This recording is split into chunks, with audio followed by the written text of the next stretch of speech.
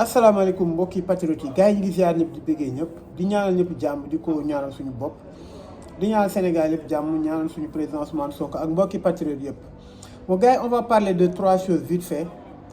manifestation yu xaw ak nax bi nga xam ne Macky Sall ñi ko wër ñu ngi koy nax moo waral manifestation yi wala moom moo bëgg ñu koy nax maanaam récupération maanaam victoire Lions yi fi mu jëmee Macky Sall amut ndox ndax dafa dem ba nit ñu ko wër di naaw. beneen bi dinañ wax vraiment Aliou Sall nee na moom moo financé travaux yi nekk Guédiawaye yu bëri moom moo ko financé ak xaalisam dinañ wax fan la jëlee xaalis bi danaa leen leeral lu bëri ci Aliou Sall parcours am mu leer leen ni kii mënul liggéey plus de 100 millions amu ko. beneen bi nañ mujjee wax ci Wally Seck nga xam ni ñi mu àndal ku nekk ngi kaas nee na dañ leen a maanaam dañ leen a saboté seen kii beeg yooyu te pourtant Wally Seck la veille moom moo demoon ci. Stade ba naan sama yaram dafa daw. Bon je vais commencer briève vite fait rek ci Wally Seck xam ngeen tey damay wax tout le temps ne dëkk bi lu fi xew ku ci waxul rek daa yegg seegul ci yow pour dëggal leen intérêt ñi nga xam ne ñoom la ñuy wax les porteurs de voix ñoom la ñuy wax les célébrités. Wally Seck dama ko gis mu dem ci stade bi taxaw naan sama yaram je suis fier d'être sénégalais sama yaram dafa taw ci stade maanaam. jox stade bi ampleur boo xam ne man damaa jaaxal pourtant bi jour inauguration bi nga demee ñu saboté la te loolu laa gëm sabotage da nga kaa mettitlu ñi la wër ñëpp di wax pourtant ay événement am na fi événement mars est-ce que da nga génn indi ñëw wala est-ce que da nga génn sa yaram daw comme ni mu dawee ci stade bi est-ce que daf la metti rey nañ fi ay nit Cheikh Niass rey nañ ko est-ce que da nga ci wax ay hypocrite ngeen gëmoo leen dara lu seen bopp parce que tey gars yi yóbbu nañ la nga def spot def propagande ñu bàyyi la nga nekk ci stade bi di daw di wër sama yaram dafa daw lu mel ni je suis fier d'être sénégalais pourtant la réveil a été brutal delloo si leen seen xel ngeen xam ni seul le peuple nekk ci côté peuple rek moo am solo ñi seen lobby soo yaakaaree da nga ci bokk yaa ngi nax sa bopp fi nga leen arrangé rek lañ lay dugal maanaam pour nga def propagande vidéo bi jàll na adduna bi yëpp jot ci Sénégal yëpp jot ci nga tagg stade bi waaye le réveil a été brutal désillusion moo am ci yow ndax yow nga préparé ànd ak sa mbaboor yëpp sol lu rafet préparé sa CD nga ñëw sa CD kenn dugalu ko kon su fekkee loolu yow metti na la ba ñi la wër yëpp di wax imagineel ñi nga xam ne jël nañ leen Macky Sall tëj leen illégalement imagineel Khalifa Sall mi ñu tëj imagineel waxuma sax ay célébrité ay honnêtes citoyens yoo xam ne tëj nañ leen ay porteurs de voix xam tëj nañ leen parce que dañoo wax loo xam ne arrangé wul Macky Sall mu ngi ci génn wax ci. imagineel Ousmane Sonko bi ko Macky Sall di complot tiim këram di ci dóor ay bal génnoo indi ñëw ci kon on s'en fout le fait que nga am lu la metti parce que kii on s'en fout suñu yoon nekku ci seen problème ngeen ko lijjanti seen bopp bu leen ñu tànkal nag ak ay wax. yéen ñëpp a yem seen intérêt rek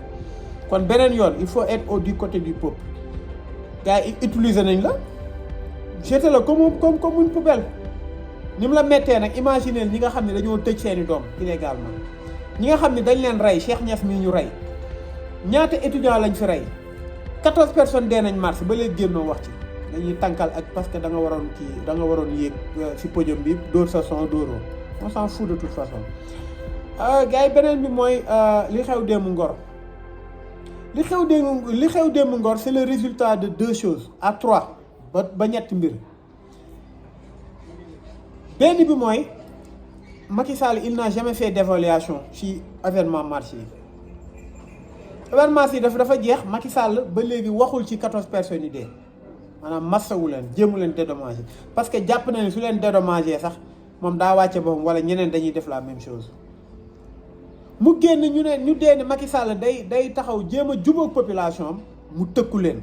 lii fi am dootu fi amaat loolu la damay jël benn entre parenthèse wane ko li fi am tout le temps dafiy am parce que bi ñu jugee mars Macky dafa menacé réseaux sociaux yi mafia kàcc la juddoo dem ba teg benn loi sur le code pénal boo xam day criminaliser ki nga xam ni dafa def maanaam manifestation non autorisée avec vandalisme waaw léegi nga jël par exemple ma jox la ay exemple ci événement yi fi xew après mars li fi xewaat na fi sa loi mënu ci dara li nga waxoon du fi xew dina fi xewaat say police mënuñ ci dara gendarme yi mënuñ ci dara xeex lay doon te li gën a garaaw xam nga mooy lan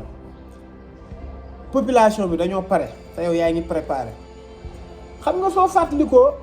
événement mars yi gisoo ci benn yoon population ku sànni benn cocktail Molotov démb nga gis population bi Macky Sall dafa am loo def ci population Sénégal loo xam ni yow yaa koy yóbbee sa bopp da doon gën a sedd nga bàyyi nit ñi di manifester wu kenn du manifester ku dugal manifestation ci jour bi nga koy autoriser wala doo ko autoriser tout bonnement wala nga tas ko ak say lacrymogène mu dem ba population bi di préparer wu ba léegi imaginer nga jaaxaaloog policier démb tu ay policier laq fa di leen sànni ay cocktail Molotov loolu xam nga lan la c'est une assimilation boo xam ne nit ñi ngi entraîné wu par conséquence imaginer nga loolu est-ce que yaa ngi koy imaginer nga jël stade Ngalandou Diouf lu fa xew benn miniature la li xewoon mars nga jël jour bi ngay inauguré stade bi ay nit ñi ngi sànni ay xeer te sa loi boobu mënu ci dara mu loi bi mënu ko ci nga jël su làmb bi jeexee ni nit ñi di agressé par manque de sécurité insécurité notoire te mënoo ci dara nga jël démb li xew Ngor booy ñëw defar seen cocktail Molotov di ko sànni ay policiers mu leer na ni lii tey su manifestation amaatoon dina doy waar trop kon Macky Sall delloo si sa xel li ma ci metti nag xam nga mooy lan li Guy Marius Sagna doon wax ñëpp di tiire ci moom Guy Marius Sagna dafa ni spoliation foncière bi am Sénégal te man ma xam ci dara di ci liggéey bu ci dugal joueur yi ñëpp di wax dafa soxor jàppal bàyyi le résultat est là may nga joueur yi ay terrain yoo xam ni gàcce weesul nga may ni terrain mu leer ne terrain boobu nga ko may tey mi ngi def l'objet d'une confrontation entre la police les forces de la gendarmerie et la population mu leer na ni ñoom ñii ay nit mën nañ ci dee gàcce boobu mosuma kaa gis ci àdduna yàlla nag dafa am boroom xam-xam lu ñu wax njiit bu amul barke lu mu laal mu yàqu njiit bu amul barke lu mu laal mu yàqu Macky da nga marché dañ cee jógee nga ne nekk sa ordinateur di kàcc boobu ku nekk da doon kàcc d'une manière indépendante léegi gars yi formé wu benn mouvement kàcc pour li la neex moom moo leen nakari équipe nationale bi gagné coupe nga instrumentaliser ko récupérer ko nga def une invitation de très mauvaise foi ci opposition bi invité leen ñoom ñëpp pour wane benn image que y a une union y a une symbiose y a une complicité entre toi et l'opposition mais pourtant bi ñu ñëwee image boobu nga bëggoon pour lancer ko àdduna bi nax leen image boobu noonu respecté woo ñooñu parce que joxoo ci kenn parole tey Macky Sall li lay gën a perdre loo xam nga lan la ñi lay jey ngay jeyoo Macky Sall xam nga ni taxawatoo fenn tu es le gouvernant mais tu ne gouvernes pas, tu ne gouvernes plus. La désobéissance est sur tous les angles de la société. Da nga dem ba sénégalais soxor seen biir parce que da nga dem ba am loo jaxasee sénégalais yaakaar na ni lépp comme yow doo déglu nit tey waa Fouta Tam bi ngay def sa tournée nationale nga ànd ak say nervi nit ñi takk seen bandoo pour exprimer wu ñu leen di dóor kenn du wax jàpp nga fi Assane Diouf indi ko ñoom Clédor nga tëj leen Birame Souleye Diop nga tëj ko Abass Fall nga tëj ko nga tëj pour nga ne l'expression libre de ton peuple doo ko nangu mais démocratie mooy lan la démocratie a une définition très simple de base c'est le fait que de permettre à tout un chacun de s'exprimer librement léegi nag lii moo am te man je reviens que wax la li lay gën a sonal mooy dañoo dem stade ñëpp am ñoo xam ne ñu ngi way une infime minorité nee nañ yee Macky Sall nakate amoo problème Sonko moo doon jaxasee ak yow mais le réveil a été brutal tu t'es réveillé avec des vagues de manifestations au niveau de Ngor jours yi nga may teere ñu ciy teg seen bët non lii gàcce weesul loolu Macky Sall la réalité du Sénégal n'est pas cette inauguration du stade la réalité est triste et vraiment très dure réalité Sénégal réalité Sénégal mooy lii sàcc sa population dunduñu ndox cher na courant cher na location cher na nga dee ni tey soo ñëwee wàññi nga suukar juróom wàññi ceeb juróom wàññi diwlin juróom loolu mooy population bi en ce moment courant cher trop ndox cher luyaay cher tey courant ku doon fay 5000 yaa ngi fay 15000 ku doon fay 15000 yaa ngi fay 45000 kon loolu mooy réalité triste arrêtez vos fumages maanaam c'est du fumage maanaam le fait que nga wàññi lii te li gën a metti loo Sénégalais yi du ceeb ak jël mais jën sax dafa cher parce que jaay nga géej ñi la wër naan la ay Macky dañoo juum ak yooyu yëpp dañ lay nax la réalité mooy li xew te des nañ tuuti gis nga les personnes vont régler leur problème d'une manière violente Ngor spoliation foncière moo ci am bëm dañ koy régler Guédiawaye littoral bi Alioune Sall ak ay kiligam li ñu ci def bëm gars yi dañ koy régler ci région yi Ndengaleer rek fu mu mën doon Saint-Louis Mansour Faye jël suuf si di ko def nu ko neex dañ koy régler loolu mooy la réalité c'est la triste réalité kon mi ngi noonu tey loi bi nga tegoon ak menaces yi nga defoon amul solo amul benn solo parce que nit ñi ragaluñu parce que nit moom su nattee sa doole ñeme la su tàmmee sa wax jépp la bu la ci kenn nax sénégalais dañoo dem ba yàpp la parce que menace boo def mënoo ci dara sénégalais duñu ay ragal suñu dëkk moomoo ko yaa ko ni ñoo ko bokk ñun ñëpp kon delloo si sa xel nga xam ne ñi lay jay dañ lay nax yaa ñu mag fop mais xam nañ àdduna aussi beneen bi mooy Alioune Sall nee na moom moo infrastructure yu bëri yu nekk Guédiawaye si xaalisam la jógee mais gars yi dama leen wax léegi Alioune Sall fan la jëlee xaalis ñu ko dàq liggéey mënuñu defar infrastructure ak seen xaalis infrastructure xam ngeen mooy lan assez à coup de milliards dama bëgg rek ñu ñi nga xam ne xamuñu ko dama leen retracer la biographie de Alioune Sall